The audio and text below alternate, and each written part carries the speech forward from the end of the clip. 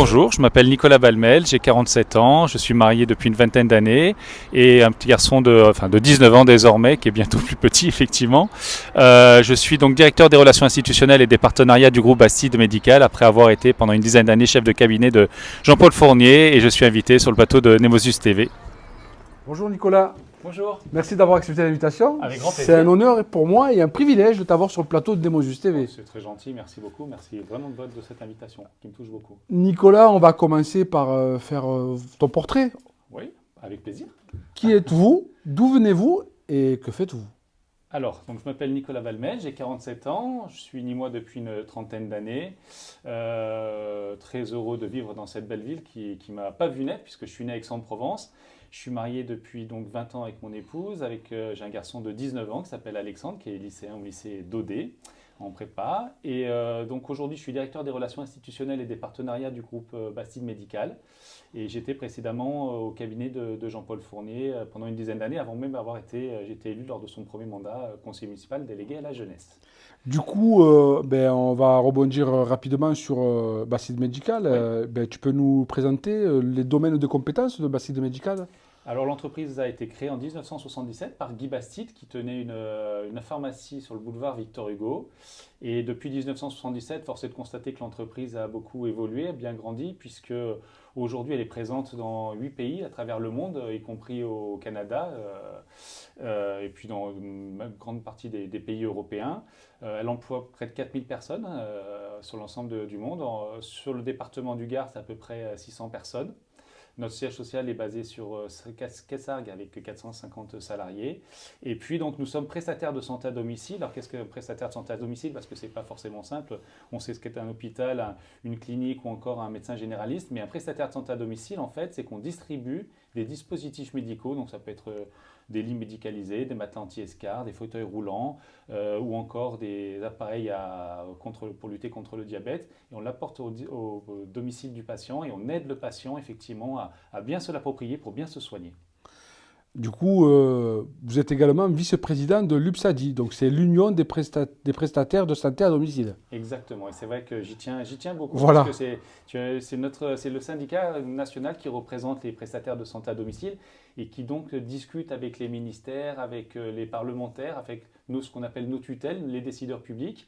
Et donc, on essaie de valoriser notre profession parce que j'y tiens beaucoup parce que je crois beaucoup au métier de prestataire de santé à domicile dans le système de soins français parce que je crois que les gens souhaitent tous être soignés à notre domicile plutôt qu'à l'hôpital, même si les hôpitaux essayent de rendre les lieux et les chambres de plus en plus chaleureuses. Mais malgré tout, on est quand même mieux dans son domicile auprès des siens pour pouvoir se soigner. Donc, je crois que vraiment ce virage domiciliaire et ambulatoire doit être encouragé. Du coup, tu as répondu à la prochaine question. Pardon, donc, c'est bien. Non, mais c'est très bien. Parce que le maintien à domicile devrait être favorisé par rapport à déplacement dans les différentes structures que l'on connaît. Oui, non, mais voilà, c'est effectivement un peu ce que je t'ai évoqué, tu as tout à fait raison.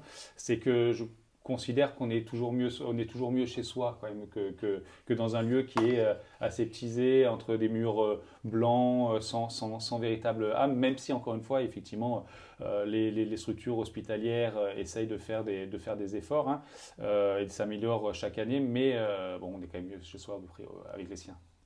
Bastide Médical a mis en place depuis plusieurs années une politique d'accompagnement pour des clubs ou des événements sportifs.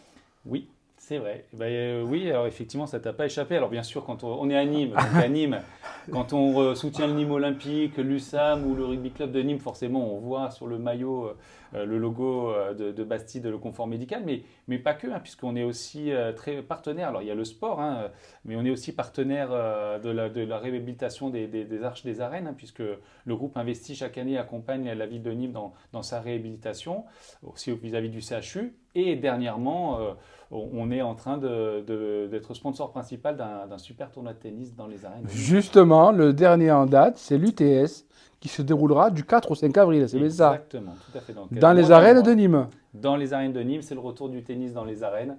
On n'est pas peu fiers, je dois le dire, d'avoir participé à cette belle histoire, surtout qu'en plus le public nîmois, il y a un véritable engouement autour de cet événement-là.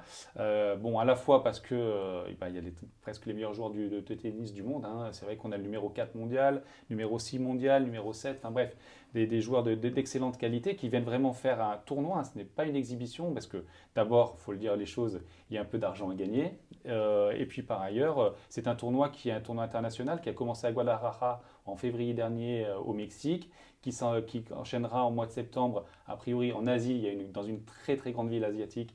C'est pas encore signé, donc je ne peux pas trop en dire plus. Et avec une finale au mois de décembre, sûrement à Londres comme l'an dernier. Donc c'est vraiment dans un vrai tournoi. Et Nîmes est la seule date en Europe, dans l'Europe du Sud. Et donc c'est une chance incroyable d'accueillir cet événement-là. C'est vrai que Vincent Bastide s'y est employé particulièrement grâce à ses réseaux et ses connaissances. Et puis c'est vrai aussi que l'écrin somptueux des arènes a forcément attiré aussi les organisateurs. Est-ce que tu... Un petit scoop pour Oui. les Juste TV. Oui. Ah, merci beaucoup. Oui. Ben, on a un pied, effectivement, j'ai le plaisir d'annoncer qu'effectivement la journée de samedi, alors c'est un plaisir parce qu'il y a un engouement, mais en même temps c'est une petite tristesse parce que pour ceux qui n'auront pas eu leur place, ils ne pourront pas en trouver. Mais le samedi, on est sold out, c'est-à-dire qu'il n'y a plus de place. Les arènes de 12 500 personnes seront remplies, archi remplies, et qu'il n'y a plus de place à la vente aujourd'hui. Mais la bonne nouvelle, c'est qu'il reste encore des places pour la journée de vendredi, pour les quarts de finale, sachant que le samedi comme le vendredi, on voit les 8 joueurs s'exprimer, et déjà même les quarts de finale sont quasiment des finales de Roland-Garros potentielles. Voilà. Nicolas, merci beaucoup. Avec très grand Merci plaisir. beaucoup d'avoir de ton accepté accueil. l'invitation.